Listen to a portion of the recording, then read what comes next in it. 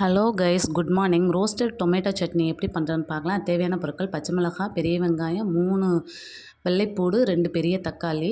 கடாய் வச்சு அதில் எண்ணெயை ஊற்றிக்கணும், குக்கிங் ஆயில் எது வேணாலும்.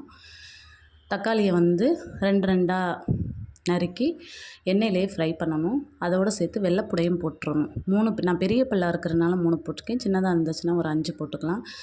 அது நல்லா எண்ணெயிலே வந்து குக் ஆகும்போது வந்து அந்த டொமேட்டோட தோல் வந்து நம்ம ஈஸியாக எடுக்கிற மாதிரி வரும். அதுதான் நல்லா வெந்துச்சுன்னு அர்த்தம். அப்படி நல்லா ஃப்ரை பண்ணிகிட்டே இருக்கும்போது ஃப்ரை பண்ணிவிட்டு அடுப்பை ஆஃப் பண்ணிடணும்.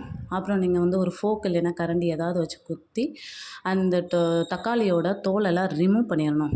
ரிமூவ் பண்ணிவிட்டு வெள்ளைப்பூடு, தக்காளி ரெண்டையும் கரண்டியால் இல்லைன்னா விஸ்கால் இல்லைன்னா ஃபோக்கால் நல்லா ஸ்மாஷ் பண்ணிடணும். ரெண்டுமே தக்காளி, வெள்ளைப்பூடு ரெண்டும் நல்லா மிங்கிள் ஆயிடணும்.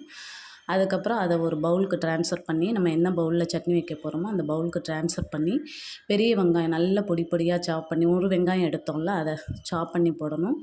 பச்சை மிளகாய் போடணும், கொத்தமல்லி போடணும், உப்பு, கொஞ்சோண்டு வெல்லம் போட்டு நல்லா கலக்கி இட்லி, தோசை, சப்பாத்தி அதில் கூட சர்வ் பண்ணலாம். Thank you guys. Please subscribe.